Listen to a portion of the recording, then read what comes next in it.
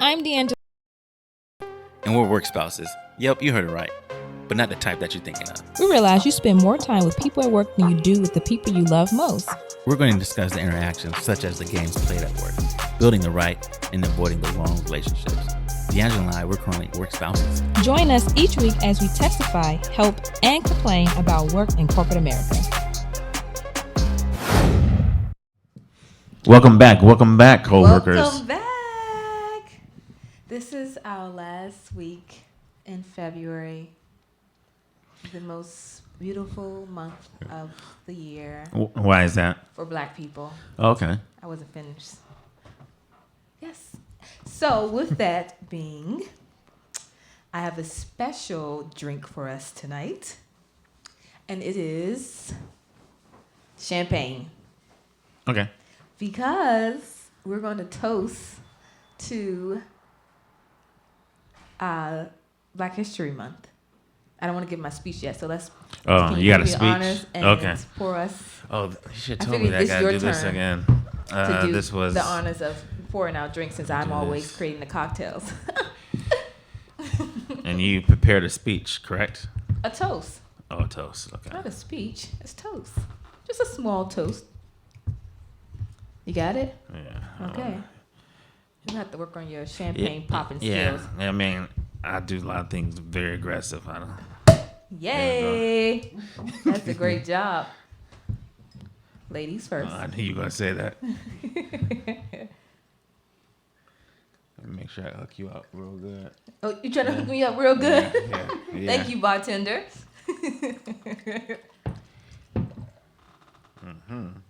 So, before we cheers, we can raise our glasses up to this being the last week in February. Okay.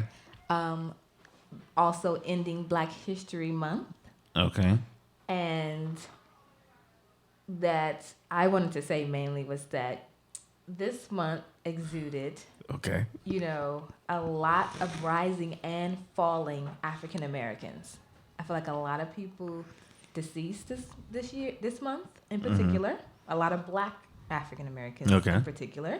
Not just Kobe, but others. We just had, B. Smith and so forth that just passed. So I wanted to toast that to say thanks for those who came before us, who blazed the trail and of opportunities, and those who are still here continuing to blaze trail for generations to come.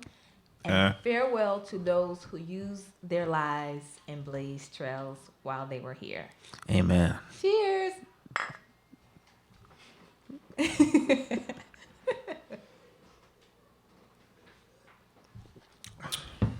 Woo. That's fresh champagne. Yeah. Yeah, you're going to finish the bottle, too. I am not finishing this bottle. Prosecco. It's Prosecco. It's Menage a Trois Prosecco. It's a popular brand. You never heard of Menage a Trois?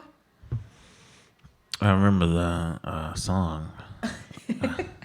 Who is that? Anyway, David, we don't want to go to rabbit hole with your songs, but this is a whole brand of wine and sparkling. Is it black owned? Oh, I'm not sure. Why are we drinking this then? You know what? Because I spit this out. No, I actually was going to bring my red wine from South Africa, but I know that you drink white wine. Okay. And you are particular about the white wine, like Chardonnay and stuff, and I only had Sauvignon Blanc. I mean, yeah, if we'd have had like some pasta, we could have pasta. Did the red I actually was wine going to bring us king cake because it's Mardi Gras and carnival celebrations, but I thought like, well, nobody wants to hear us kind of eating on air, so. So, does DC do anything for Mardi Gras? Are they just like U Street? No. Nothing? Okay. I just wondered. No, people have their individual parties and stuff. Okay. Oh, I wondered. Yeah, no.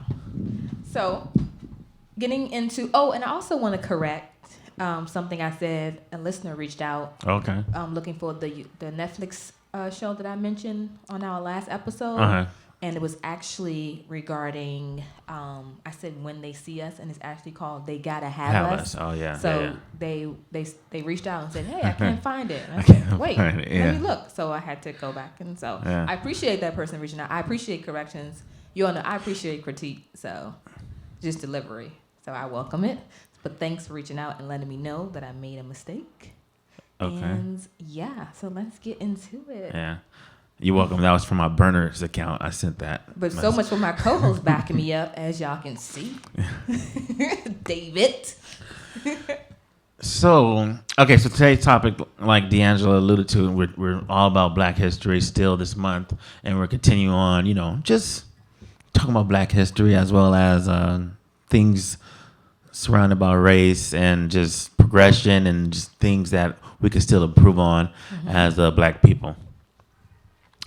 So, one thing that I saw that came across my timeline today. Oh, today. Yeah, which I thought was cool because, as we were thinking about Black history and achievements and things like that, it said Black engineers invent gloves that turn sign language into audible speech. I saw that too. Yeah, and I know it's probably been out for a little bit, but I just never knew that was out. I mean, it's cool. I mean, it's a great invention, period. Yes. And you would think that somebody would have already a patent and did that already. And I can see it being very useful. But it's also great to know that, as Black engineers, and they're young too, like 25 years old, young. That's a good age, actually. Yeah. And they're predicting, once this thing, launches and gets off the ground by 2024, it would be a $30 billion business. I believe tech will do Yeah. that for us in the future. Yeah, so that's big time. Congrats to those engineers who came up with that, and they're actually from Kenya. Yeah, so that's Kenya. That's really Africa. Yeah, Talk to me, Africa, yeah. Okay. Yeah, so that's really dope. So that's good. So shout out to that. Yes, that's actually like something I want to discuss. Is about like millennials and African American millennials mainly. No, but I'm saying okay. like, Okay, you want to get into because okay. you're looking at me like Okay. what? Yeah. No, I'm saying like Yeah. in our topic today about That's something. African American, Okay. Right. ending off of Black History Month, African American millennials, like as far as being included and inclusive in those type of corporate America jobs that consist of Right. our So talents and stuff. yeah, and I totally agree. Especially we always think that something awesome has to happen when you're in your 30s, 40s, and older. But the younger, people are doing some great things. A continuation from last week, we talked about Love is Blind, and I did tie like a topic in from Love is Blind to what we're talking about this week. So the question I pose is, can you be in an interracial relationship and still advocate for Black issues or be considered pro-Black? So on the show, there's a character named Lauren, and she's engaged, about to marry. Cameron, correct.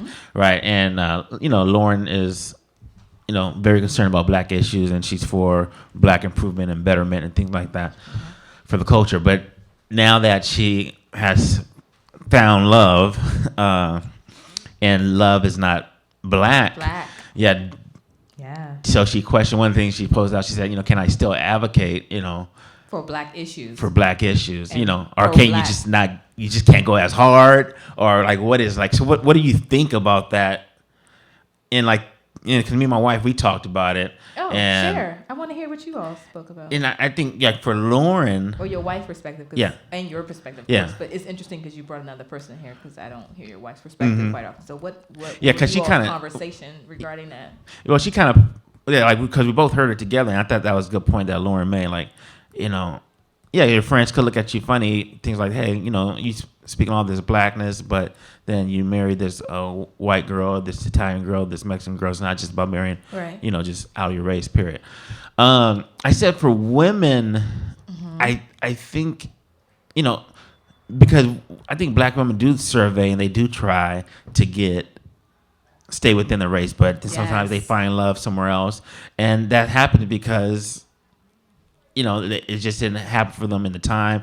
The right people didn't step up. Some Black men might have let them down, may have lied. It could be all kind of sorts of things. But white men lie, they let you down too as well. Yeah. Hispanics. Men are men. But I don't think you could be a Black man and be pro-Black and be married to a outside your race. And the reason why, Really? yeah. So And you think? But do you think a black woman could? Yeah. So so it's Yeah, not double standard. it's crazy. So you think that a black woman could be, or black woman could be pro-black and marry outside her race, and a black man can't be if he marry outside his race? Yeah, I mean, So in my Interesting. just thought process on that is, so for women, I mean, I don't, like I said, I think you, no matter what, I think you still have to tone down your blackness a little bit. In terms of black women need to tone down their blackness. I mean, not tone down, but I'm talking about, I think you can still be concerned. I think you can still be for whatever enrichment causes that you want to do. But the reason why I said a black man can't be pro-black and be married to a white woman, because one of the main issues is the black women is not. It's prominent problem. Right. And the black women are Yeah. not getting their kings, their black kings, and not getting Yes. treated as queens. So as a black man, if you're pro-black, I feel like your job should be to make sure that I crown a black woman, my wife. Interesting. Because so just keep searching this world, no matter how many failed relationships you've had with black women. Just keep searching this world and find a black woman to be with. I see what you're saying, but I'm trying to give you a dose of your own reality. Right. And the reason why I say that, because one of the main issues is the disrespect to black women. One of the main issues is the discounting that black women are last in line, last recognized, last in everything, just about. So it's like, if you're saying you're pro-black, then your main job is to make sure that you protect and do what you need to do necessary to be champion for black women. And you have champion for black women. So it's kind of difficult to champion for a black woman and then you're married to a white girl. No, I don't agree with you. Okay, that's fine. So I mean, I understand where you're coming from. Like, I totally respect where you're coming from because of the climate of our world.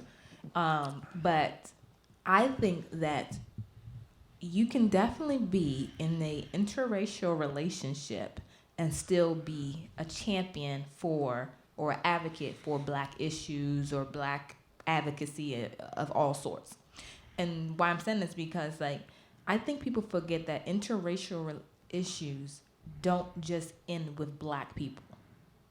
They also consist of Indians, Asians, like those people of color too, and they have their own separate issues. Now, when you're talking about just white and black, then yes, they may face some adversity, when you're marrying that type of person and the things that they actually may endure as a couple. Mm-hmm. But I would assume that that person who is white, in particular, for the interracial relationship, is a champion because they're also have allowed themselves to love outside of their race. So if anything, they're showing love beyond what maybe their history have shown or their family acknowledge, because they might not necessarily have a family that's supportive of that. Mm-hmm. Given that, I don't think you have allegiance to your race only if you marry inside of it. You can also have allegiance to the issue of understanding that I can be married to someone else while championing for my race. Mm-hmm. Such as you would if you were also a person of color, like Asian descent, Indian descent, something. Those are people of color. They have their own racial issues too. So if I was black and I married an Asian man, let's say, right? Mm-hmm. That means I can still champion for black people. But I think it looks different when you think of black and white people because of this history, the world's history of slavery and so forth. Okay, so I see your point. So I guess for me, it is, what is your concern and what is your speech in terms of, there's lots of black concerns. But let's say if your concern is, hey, us black men, we're not taking care of these black women, we're not taking care of our queen. Mm-hmm. So you tell me, if I'm out there on the corner preaching, hey, take care of your black queen, take care of them, treat them good, take care of them, grow a nice black home, but then I walk away from that rally with a white girl, that's kind of contradictory to my life. So it depends what your concern is, and it depends what your Right. speech is. No, I agree, but Yeah. I also don't think. I also So think that that's- it's so- a part of you also being a champion for that. Although you have a wife that's not Right. black, Yeah, because you're yeah. still showing allegiance to your black Right. side or Right. your black Yeah. upbringing or Yeah. your ethnic background. You And know? one thing you say, which I totally agree with, I believe in love who you love. I don't. Yeah, I don't Discriminate between- I don't discriminate. Okay. So let's not get wrong on that. But if I was one of those who's preaching, hey, take care of this, blah blah blah, to me it would just seem a little Like off. weird. Yeah. To be saying, hey, it's like the preacher telling everybody, hey, don't eat meat, it's bad for your body, blah blah blah. But then he's going out to the steakhouse swap meet and right get- after yeah. church. You know. Yeah. So it's to me, it's about what are you preaching, what do you actually believe in your heart, or what are you saying, I don't what necessarily- are you portraying? I don't know if I agree fully. Okay. And I get where you're coming from, Yeah. like fully. I fully agree where you're coming from. I just think it's just like, I think it's two different things. Like okay. I think how you said like women have dated black men, right? Yeah. Mhm. Which reminds me of the movie with Sanaa Lathan, and it was called Yes. I've seen that Something movie. New. Yep. And she was toying with the idea of dating this white guy, but she was so trying to have allegiance to her black Right.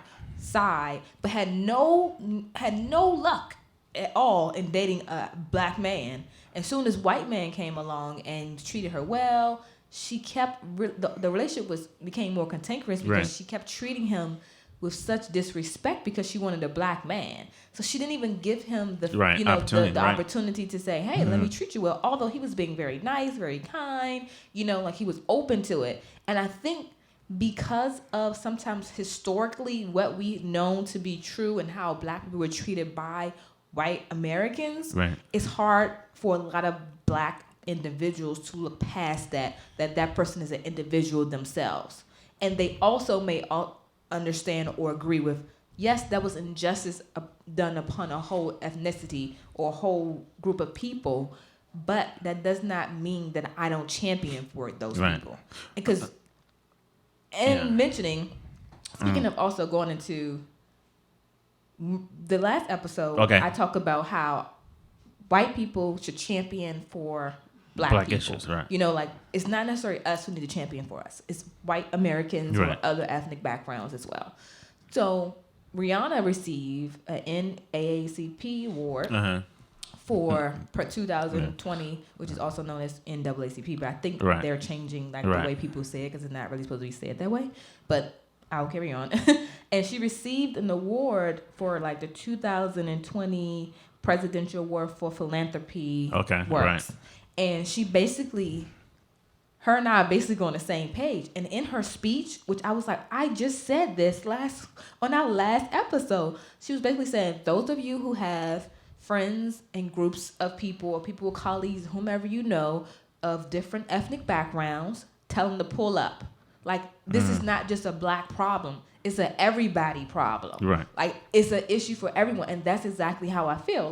But I don't think that all the things that we have, where we are in life now, and the things that we have overcame, that we should not love, like you said, who we want to love. Like how Yeah. Kobe and his wife met. Mm-hmm. I mean, granted, she's a Latin woman. She's not considered necessarily black. White, I don't think. Right. But they met in a different way. That's love, regardless. Yeah. She just happens to not be black. You see what I mean? Yeah. And they've been knowing each other since high school. You see the difference? What I mean? She's not a black woman, but he met her and he found love. He shouldn't deny himself of that. Right. I mean, like you're saying, by the way some person treats you, that's basically the way you should make your decision. Mm-hmm. But so looking at Lauren situation, and she's saying, Lauren and Cameron? yeah, Okay. advocating. Can she advocate for the black issues? So Yes. just listening to your point, I can side with your point. But then I have a secondary question where, if you are married to someone who is non-black, are they going to have that same passion for those issues? Well, typically And that by not having that passion is going to impact you. right. And typically Okay. though, when you marry a person who's that's non-black, they're already kind of a little aware of the social injustice that you face. Mm-hmm. Typically, you kind of marry a person who's a little worldly. that I found. Now, I'm not saying for every couple or every person. They know that they're going to have adversity. Even Cameron said that. He dated a black woman before Lauren. So he actually faced some of those things prior to dating her because I felt he was able to handle a lot of the things very well. Like he was speaking with her dad because her dad was grilling him. And I can totally understand that as a black man and her dad being the age that he is, he have seen Jim Crow change. He have seen, like his he probably ancestors of, his family members are closely related to slavery. Probably wasn't that long ago. So I can understand a dad grilling a man to say, do you understand the issues that my daughter would have to face marrying a white man? Or having children by a white man, So I can totally get that. But I think but he was fully capable of understanding foreseeable issues. He wasn't kind of like blind to it or nebulous, like, oh, yeah, this don't happen because it's not his lifestyle. He's not black, but he Right. got it. Yeah. And I think that's the problem that doesn't happen in this world is the conversation. Just because you're not black, don't mean that we can't have these conversations or you block yourself out to the issues that black people or people of color face. This is the problem. We need to start having more conversations, whether you're uncomfortable or not. And that's basically what Rihanna was saying, pull up on them, have the conversations. This is everyone's issue. Yeah, Because but you have to they don't educate see those it. people. A lot of people don't see it as a everyone issue. Oh, yeah. But yeah, I mean, I guess if you embrace it that way, Yeah.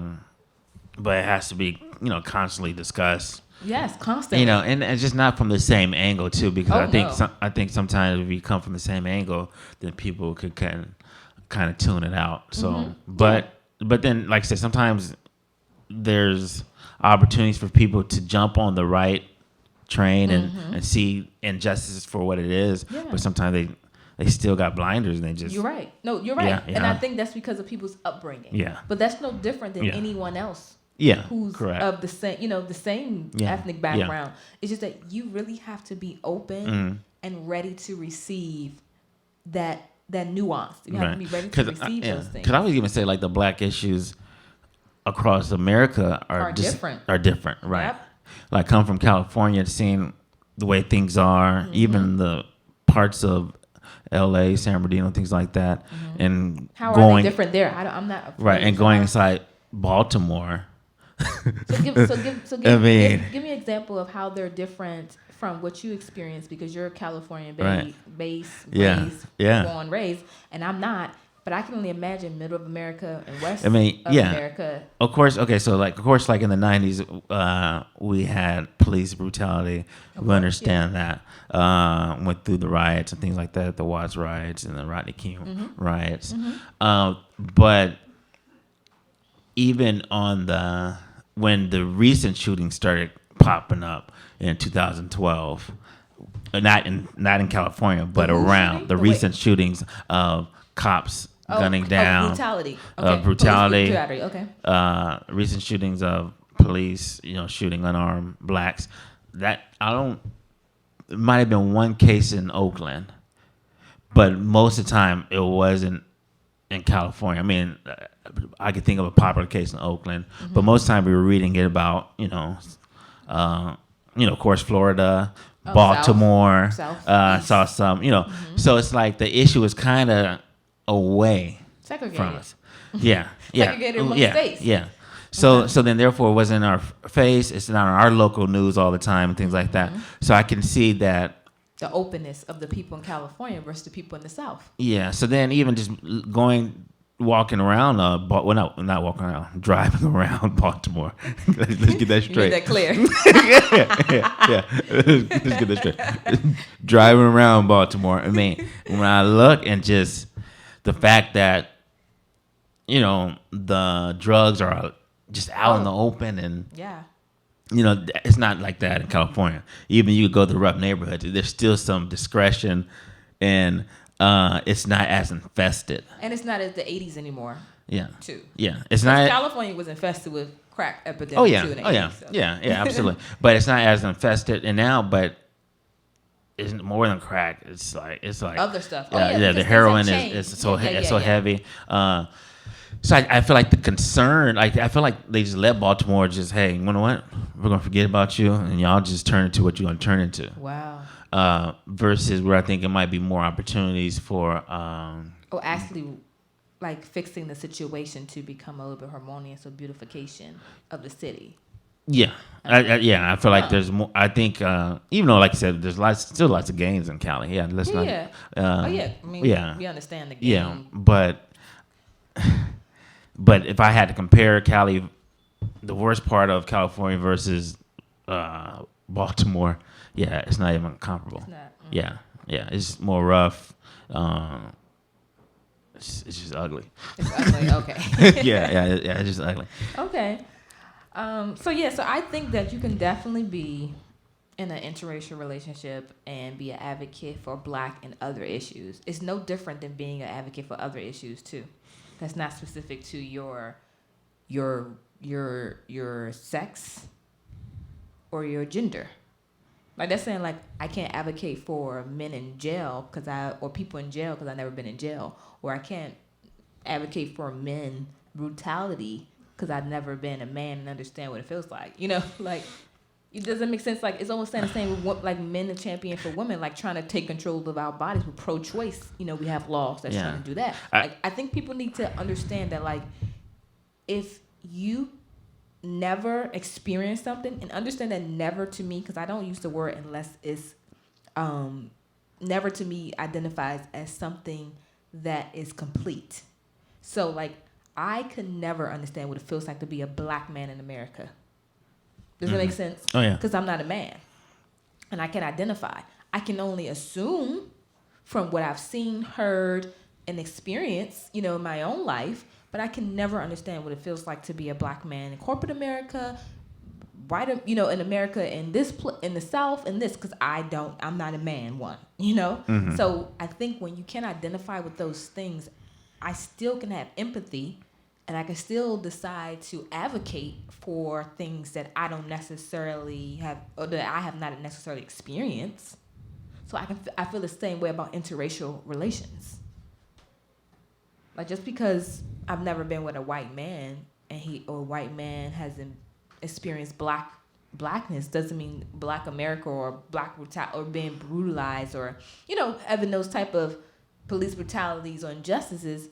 Doesn't mean he doesn't empathize or understand what it's like. He doesn't understand fully, but he can see that there's injustice taking place. But I guess I'm not questioning the heart or the empathy. It's more about the action for me. Yes. But I feel like that's the same way with Black people.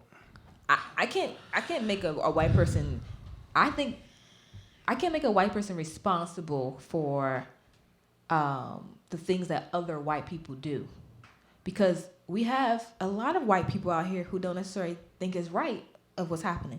And we have known that from the beginning of time, even with slavery, with Quakers who helped slaves actually run, who housed slaves to, keep them safe.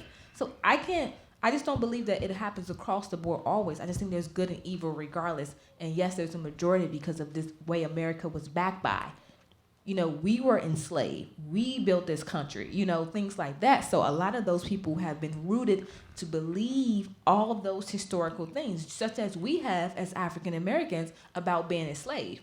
So yes, it's going to be a little hard to break that cultural mindset to say, not sure about you because you're backed by enslaving a group of people, entire group of people, and not understanding the injustice that's faced upon them, Yeah, but I mean, the only thing, like I said, I just think about the speech. It just all depends what your speech is for me. I see. If like how you advocate. Yeah, okay. How you advocate. Okay. And you can't be contradictory through your lifestyle. Well, aren't we all contradictory through our lifestyle because we mature and grow through life? Like, I mean, I'm not saying things that you said I would never. I'm sure. I'm not saying right now, it's a bad thing. It's like people who are, let's say I'm a vegetarian my whole life, and all of a sudden I taste meat. I was like, it's not that bad. I'm not gonna, So now you can't be doing those vegetarian commercials and stuff because don't you have the right to change your mind? Don't you have the right to adjust? Yeah, I mean, yeah, there's nothing wrong with that. I think that's the problem is like with contradictory. Contradictory. It's a fine line between contradictory and maturity. That's why I say you gotta tone it down. If you're if you're out there saying, hey, we need to take care of these black queens, we need to make sure that they take care But of. why can't they do that? They came What? from a black mother. They had Right. black sisters. Or Yeah. siblings. So if that's my speech, it's gonna look funny It's not. if I'm not doing that myself. Okay. I mean, I get how it can become controversial and contradictory to you not marrying a black woman, but I don't in another essence, because you were raised in a black household. If you have black siblings or black aunts and uncles or a black mother, you still can identify. Just because you're not identifying with a wife don't mean you can't identify. You can identify. You just have a limitation. Does that make sense? And you may can identify before, because that don't mean you date the only white woman. Yeah, but okay, so then it's about identifying, but then also following through with action. So if you're saying that all these things, that means you're going to do your part. In my opinion, that's just my opinion. That means you're going to do your part to make sure that, hey, the next woman up, in your life, you're going to make sure that she's black and she's the things that you want for a black woman. But then how can you say that you believe love is love then? What? Because you say you believe love is love. Yeah. Then how can you believe that if that's how you believe? Because then you're saying this person cannot love anyone else outside of their race. No, I'm not. That's what I'm saying. I'm saying if your speech. Oh, so you mean they can't go and champion for this? That's what I'm saying. That's what I've been saying. That's been my whole point. Oh. If your speech is take care of these black women, I love black women. Black women are getting dogged. We need to take care of black women. Yes. If that's your speech, 24/7, you cannot walk away with somebody non-black. Okay, I mean, right. I mean, I'm not, but I'm saying you love who you love. I'm saying love who you love. Love who treats you right. That's contradictory. You're contradicting yourself. I'm not now contradicting you're saying love yourself. who you love, but don't. I'm not contradicting. I'm saying there's two different type of people. Okay. There's a person that's saying love who you love. Mm-hmm. Then there's people say, oh, we need to take care of these black women, blah blah, and yeah, and I do believe that, but ultimately I believe love who you love. But if I was a person who was saying, hey, all these things we need to take care of. So you're saying you black were like women. kind of like Black Lives Matter involved. You saying you can't be that closely involved and have someone that you marry outside your ethnic background. Well, Black Lives Matter is not the same thing as. I see the woman. Yeah, right. Okay. It's a different. So they can still champion for black issues. They just can't say for women. Well, they can champion for black women, but they can't say, "Oh, us black men need to step up for black women." Oh, you're saying that in particular. Yes. Gotcha. Okay, I see. You can't be on the side. Oh, because there's a lot of people, black men. But what if they saw what if they saw their dad treat their mom not so great as a black household? They can champion for the experience again. They identify. Yeah, you can champion, but it's going to be discounted in other people's eyes when they see you walking away with somebody non-black. You're probably right about that, because people judge. People judge. But right. Okay, but I get where you come from. Right, and I agree. Like I said, your point. It's about treatment. Trust me, that's what I think. But I'm just saying, it's all about your speech. What are you saying? And because people are gonna cash in on what you're saying at some point. Okay, they're basically going to back it up. They want you to back it up with your lifestyle. Yeah, your actions. Okay. Right. So so moving on, because we're still talking about great things that black people are doing. So one thing that we talked about months ago, and I want to bring this to the podcast, and I call this doing the eye test. So like, what is the eye test? Explain this. So the eye test is just relying on what you see, not about what the true facts or statistics are. So it's like some people, like in sports, I like talking sports. The eye test says, love it. This guy right here, he could ball. But if you look on paper, he may not be as efficient. But he does all these things. Like what I see looks great. Well, what's efficient? So efficient may be, okay. I don't know. Okay, if he's efficient, that means he shot 50%. He shot 10 shots and he made 5 of them. Oh, okay. So that's efficient. Okay. But like an eye test, the guy was balling. But when you go back and you see, he shot 12 shots, but he only made 4. But those 4 shots, they look great. So therefore, your eyes might have told you that, hey. So how is this related to? Okay, so the eye test to this. So when you walk around and you see things in the neighborhood, and we make assumptions based off of what we see, but not off of what the true facts are. So looking at the East Coast, what are common African, based on your eye test, what are common African American jobs that you see on the East Coast? Government from Okay. here, and maybe service jobs like metro, kind of like blue collar. Mm-hmm. Maybe possibly even fast food. Okay. Public service jobs, I should say, right? Okay. Just Yeah. to sum it up all Yeah. without getting into Security guards. Yeah, public service jobs. So Yeah. yeah, security guards, metro for us, that's which is commute, transit systems. Mhm. So Transit public system. service job, blue collar jobs, not many white collar jobs. Okay. If we want to just bring out our business savvy, Correct. words. Okay. So, is there a hidden design Yes. to steer black people or Absolutely. minority I already know groups to a what you're certain gonna ask. periphery? Yes, Okay. from okay. that question, like I understand what you're alluding to. Okay, okay, And okay. I agree. Yeah, I think that was a way of controlling that we don't get above, quote unquote, where they want us to be. Okay. And that's what we kind of discussed, Right. in our episode this month, like a Black History, about how who's the gatekeeper, what level of ceiling, where is it? Who decided to create a ceiling? What ceiling are we matching? I mean, Right. and if you look at our world, again, as you stated before, we're still breaking ceilings of the first black this. Right. Like even today, I read the first black person accepted into Senate. Like what? How? Right. We've been around for a long time. Like every single day, there's still a first black, as if Jim Crow almost didn't take place 100 years ago. Right. 100 years ago.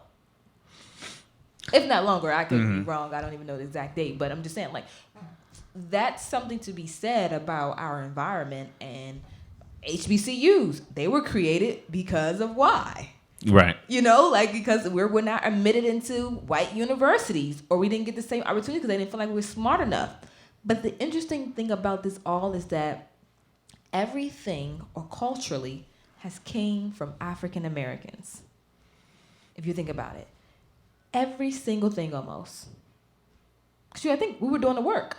We were actually doing the work. They were just making sure that they use, not going to get into it, but I'm going to say it, religion to keep Control, us yeah. confined. They even preach in the gospel of religion that God wanted you to be a slave yeah. and servant to a master. Like, Yeah, I mean, yeah. it's so many crazy things. They're like, no, that wasn't what God was saying. Right. Like, you don't need people. You don't need to enslave people for and, this. and they would justify the Yes. beatings. It was misinterpreting use the Bible. Yeah, use scriptures, right? Yes, to So- keep people enslaved. 100 stripes. Right. That means 100 lashes. So think, yeah. you know what I mean? So like, yes, but the thing is that the world that we live in today is showing over and over again how they continue to manipulate and continue to go leaps and bounds on keeping us out of the quote unquote American dream, or quote unquote the gate, to have the same opportunities, because they don't want us to be on the equal playing field. And that's just really what it is. And until we have a society where everyone, and I hate to say that, all those values are no longer exist on this world, we're going to have issues. Yeah. Okay. So looking at the Department of Labor, these stats are just a little older, from 2016. But okay, yeah. So we're gonna go in the highest order in terms of percentage of the occupational group that African Americans hold. Okay. So at 13%, close to 14%, we have African Americans. They're holding jobs in office and administrative support occupation. Okay, clerks, Right. front desk people. Yep. I- Servants of others. Yeah, I would even say like a bank teller. Servants of others. Okay. Keep going. At 9%, we have sales and related occupations. Servants of Okay. others.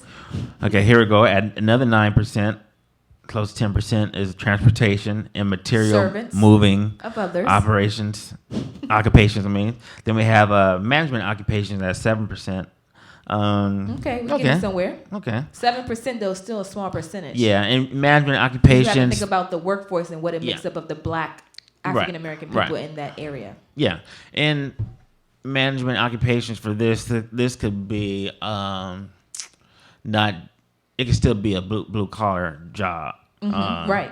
So then we have it could be a manager at a blue collar casual dining restaurant. Yeah. Yep. So then we have food preparation and serving related occupation. That's 6%. Okay. Then another 6% we have production occupation. Okay, and factories and things like that. Servants. Okay. Because that's what what we have known to do. Okay. You know, like if you think of factories. At 5% we have healthcare practitioners and technical occupations. Okay. Servants again. Okay. So do you understand the point that I'm getting at here is that like over time, the same things that we've done, or I didn't say we've as myself, but more so like our ancestors done in slavery, are the same jobs that they fake given opportunities for us to do. Mm-hmm. You see how they're just changing and just paying us now? Because all of it is servitude. Mm-hmm. In some sort of fashion. None of it is executive level, management level. Because you know why? We're just now breaking that ceiling. We're just now becoming the first African American woman to do this, the first Black male to do. You know, like because if not, we would have more stats in executive roles. And at the last position, at 5%, we have education, training, and library occupation. Okay. So I pose another question to you. Mm-hmm. How can we help the current and the next generation to go into career fields that are less common held by us? I think that's already happening. Okay. I think what happened were 80s babies created 80s kids. well, baby boomers created 80 kids, rather. Okay. Let me clean that up. Because my mom was an 80s baby. She's a baby boomer for sure. And I think the 80s kids, a.k.a. millennials, that they want to just call out, like, or Generation Xers, Zers rather, Xers and Zers, are creating jobs that are not in favor of the quote-unquote American dream that has always been backed by what you do once you go to high school and graduate and the things you do to take care and secure a family value-based lifestyle. So with that, a lot of us, in the sense of millennials, are looking for other opportunities in how we actually make our money that's not in a servitude-related job field. Okay. So we're creating our own entrepreneurs. There's a lot more entrepreneurs these days. Mm-hmm. There's a lot more millennials who are actually a catalyst for change. So they're actually seeing a need and going in and attacking the need and creating an environment where they're actually providing resolutions and solutions to multi-billion-dollar company, corporations' issues. Mm-hmm. So I don't think that you actually have to tell the next generation to do this. I think they have already decided that we recognize the social injustice. We recognize the racial injustice. We recognize, these benefits that our generations behind us haven't received. We don't want to live a future like that. We don't want to have a lifestyle that consists of that. So in that instance, we're deciding to do things a little different, although it may look foreign to you. Okay. Does that make sense? Yeah. So let me ask you this. So so that's talking about 80s babies. So we're versus working. Boomers. So you feel the 80s babies are booming and they're breaking barriers, right? I love it. Oh yeah. So what about the ones after us? What about the 1995? They're going to be a force to be reckoned with. They're going to be a force to be reckoned with. They're considered Xers and Yers, or I think Zers and Yers or Xers. I could be wrong, but they're a force to be reckoned with because they're also breeding the difference of the world.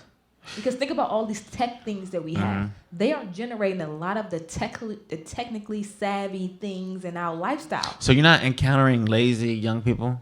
No. I think it's a process. Just as there's a process, they also have to think about a child and from puberty up into adulthood. There's a process. It looks differently to us because we're adults and we have other things that we actually work towards now. You know. Yeah, I feel like, okay, when I was 16, from age 15 to 17, I think it was common for me and my friends to have little part-time jobs. Yeah, work ethics. I don't know if I see that still. Well, because I think the work ethics has changed because you have to think they're creating their own lanes. Okay. So the work ethics is going to look a little different because there's no one to say, work for this person, get these benefits, and retire like this. Gotcha. It's like create this, make a change, have your own.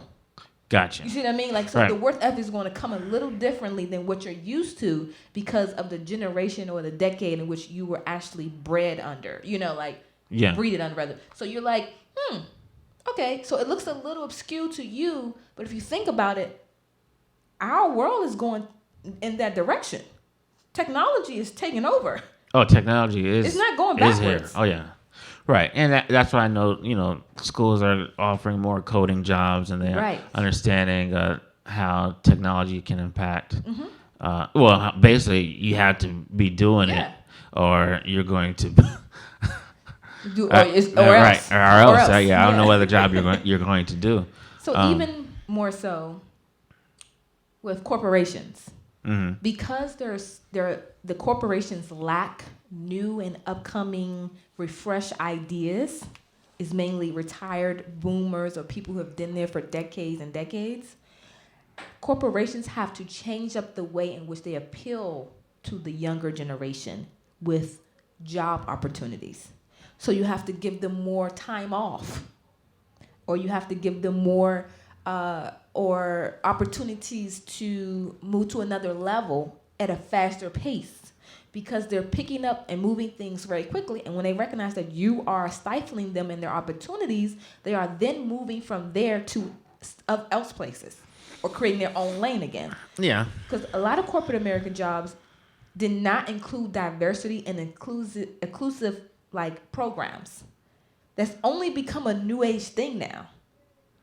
Like, I should say more on demand. Not many corporations included that. That's why these places like Google thrive, because they take these people into consideration and their thoughts. The thing is, when you think about other generations, you know what the first thing they tell you? This is not how we've done it before. This is the way we've always done it. And for that reason, you're going to max out with your retirees and not have any other generation to carry on your organizational legacy. So now you have to go back to the drawing board and start making some changes that adheres to your generational grouping. Okay. So, what is there a first that you would like to see a black person, black group, or everything that we're not the first at already? Because we should. Because I'm sure there's a person already working it that they just haven't deemed the first. But is there anything like you're passionate about that you would like to see, or that something that you're surprised that hasn't already been a first, or? Yeah, I'm surprised a lot of things haven't been the first, but I see that we're making leeway. So, and you know how I feel about progression. Progress is progress, and we're making progress. I see it in my food. I've seen first women pastries, first women chefs, just now I just saw, and I wrote, I posted on my Bon Appetit Instagram about the first Michelin star African American woman in Chicago restaurant, to the point where I want to get a group of foodie people and go to Chicago and visit this restaurant. Like, she's the first woman, African American woman, to receive a Michelin star, which is if you're not sure what a Michelin star is, like the high renowned food accolades to receive by critics. Okay. Like the first African American to receive a Michelin star. Like, what? We've been cooking food for how long? Since the beginning. Exactly. We've been taking care of that. So it's just like, we need to kind of see more of these things. But I appreciate the people who are doing these things and who have the platform to reach a larger audience or to reach a more diverse audience. because there are people who, yes, do things within their community, but there are also people who we need that are higher up in a much vast audience, much larger one with access to do it. Yeah. And because that's the only way that the others will be respected when we carry out what we want to do or carry out the legacy of our own or create a pathway for it. So, what do you think? Like, how do you think that Americans, even within branding, even with fashion, everything, like, we've been doing this. Yeah. Me, I'm always sports, so, I would definitely want to see a black NFL owner. Oh, there's not a black NFL owner no, at right? all? No, out of all 32 these teams. black men that play. Yeah. What? And I never knew that. Right. Yeah.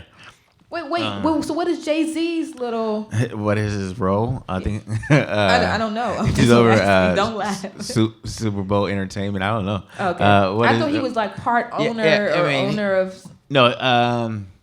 No. I'm sure he's probably trying to work at it in terms of somehow get in there. First you got to gain the trust. You got to play the game and things like that. But of course, he has had part ownership. Not part ownership. He owned a part of the Nets and basketball, and we have a black owner. So it's a part of the Nets team. It's not an owner of a team. Yeah, and I don't even know if he even has that stock in there anymore. I don't know if he's a shareholder on that anymore. But just in terms of basketball, there's a lot of black part owners and things like that, or I should say shareholders. The only black owner is actually white executive Michael Jordan. Michael Jordan is the owner of his own team. A team? Yeah. Oh, good. Okay, Right. so there is one owner. Yeah, and before that, and before Michael Jordan was Bob Johnson, who was the owner. I'm familiar with Bob Johnson. Of BT. Mm-hmm. So he got that. Mm-hmm. Then he gave it to Mike. So it's almost pass this on to you. Mm-hmm. But in terms of NFL, of course, it's crazy, but we do have black coaches, which is good, black quarterbacks and things like that. No, like you said, I agree. It needs to be more black owners, but black executives. But just because it's $1 billion business. Hell yeah. So, yeah. And we're clearly not benefiting in the way that we could. Correct. Yeah. Yeah. But how much of that is our fault versus the world's? What do you mean? Because of the access that we do not have, that we're not granted. Oh yeah, yes, access, and even with that, to become an owner, you have to be accepted by the other owners. Right. That's right. Hoops and bounds. Yeah, it's not just you got to be elected. Yeah, as almost right. Because plenty have tried, and plenty have had the money to buy a team, but it's like. And they make themselves such an elite group of people so that they can have that type of control. Yeah, the control. And we know the controls behind the scenes. If we talk about in history, the loan officer at the bank. Yes. It's, they control who they're going to give the loans to. Yep. Or what kind of loans they're going to give. And maybe, I'll give you a loan if you're going to move to this neighborhood. And they can control, how people are going to be situated. And they gain so much power by staying in those positions for such a long time. So there's behind, and that's when we talk about the system. Yes. It's not just about the people being racist; it's about the system, the way it was designed, set up. Yes. And those are things that you have to look at all the way around. And who created it? And who created it? Because if those people are still alive, the system's going to still exist that way. The system's still going to exist, right? I also just read today about how they are making lynching a crime. Now, when I read the article, I was like, wait, lynching isn't the crime? I was like, wait a minute, hold up.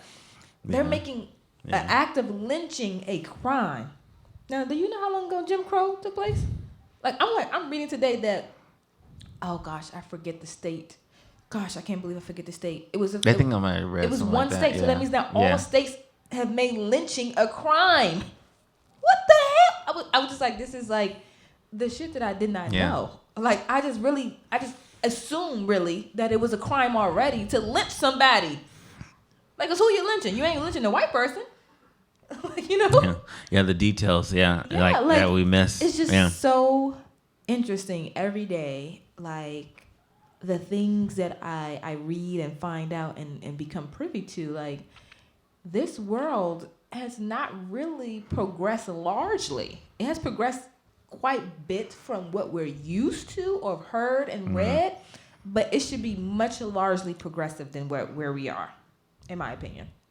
Yeah, I mean, like I said, you have to look at everything. Like I said, we always look at people, but like I said, you have to just look at laws. But laws are backed by Right. those people who Right. are in those positions. Yeah, but Those people don't elect anyone. Just like you said about the board of electives for the football team and get those people. You have to get those old values out of there to get new laws in, just the same as Senate, Congress, yeah, all that. but some of us don't even know that Yes. a law doesn't exist You're right. or this law does exist. And that's You why know, these first yeah. Senate, Black African American Yeah. Senate can speak for the race of African American people. Like these first things are actually Yeah. representation of us, so that these things can be changed and things can look different for others that are not just of one ethnic background. Right.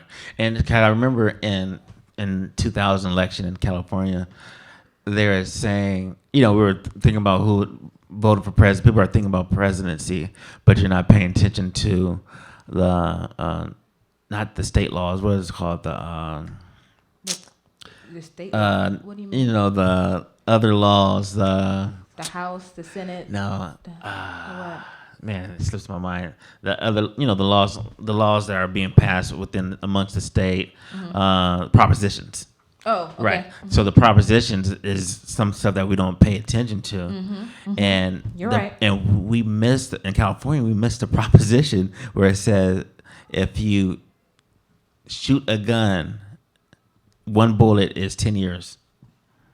Well, if you shoot in the air, Yep. that's 10 years each. Or or if you Sick stuff like that. right. So stuff like but that's quite as a cap. Yeah, all races have guns, but we know that it's more likely like a black person may shoot a gun And you or be deem them- caught with a gun or be caught with weed. Yes. So therefore some of the laws and the propositions. But that's the targeting. Right. That's those correct. Those particular ethnic groups. Right. Because as we know in the South, for white Americans, a lot of them have guns in their homes. Yeah. They have guns in their cars. They do a lot of things. But the African American are the ones who are pulled over and targeted, not the white Americans. Correct. If they are pulled over, they're let go and continue on without their day. Yeah, and just one thing I never understand, and I hate to bring sports into it again, but No, go ahead. like if black I'm learning a person, lot about sports. Yeah, so we know dominant black people are in football and basketball.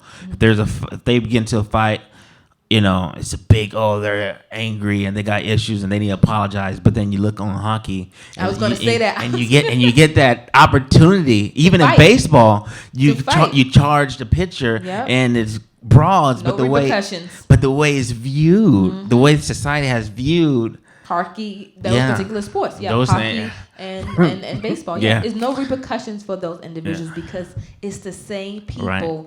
backing that. Yeah. They have not been deceased. And if they are, Right. they're breeding the next right. generations to do the same. And telling society this is right and this Acceptable, is wrong. right. Yeah. Yeah. Bump that. Okay, I think we did a good job with farewelling Yeah. Black History Month. Yeah. We talked You about a lot of know? issues. So may we continue to make history Yes. where others respect us, have us, and have to see us. Okay. We're only starting at the beginning stage since we have so much more work to do. Yes. So for that, I guess we can wrap it up and Yes. If there's anything that you want to add to the discussion, please Yes. send us an email. Don't forget to call the hotline. hotline bling. Yeah, if you have any issues at work, anything you want to share, any juicy stories, any dilemmas, we're happy to help. Anything. I want to hear it. So until next time. Until next time. That's all for today's episode of Work Spouse. We would love for you to subscribe and leave a review. We welcome all feedback. Follow us on Instagram and Twitter at WorksPousePod or email us with any questions at thyworkspouse@gmail.com. That's THYWORKSPOUSE@gmail.com. Also, don't forget to subscribe for updates on future shows. Until next time, coworkers.